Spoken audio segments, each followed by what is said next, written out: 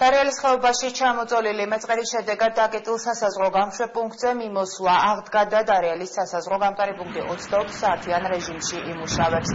პარალელურად გრძელდება 11 მაისს ჩამოწოლილი მეწყერის შედეგად ჩახერგილი გზის გაწმენდითი სამუშაოები, რაც სავარაუდოდ კიდევ ერთ თვეს გაგრძელდება.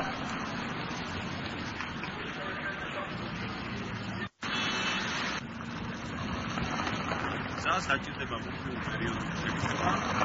არა,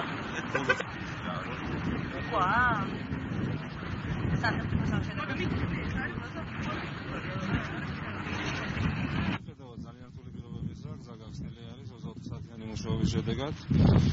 ძალიან მადლობა სამშენებლო სახელმწიფო სამშენებლო კომპანიას და მის თანამშრომლებს. სამუშაოები გრძელდება, დაახლოებით 41 ტექნიკა ის შემუშავობს. სავარაუდოდ 1 თვის განმავლობაში სამუშაოები კიდევ გაგრძელდება. ეს ჩამოტანილი მიწის ვაკისის მოსწორება ხდება, გატანა ხდება მანქანებით ველში.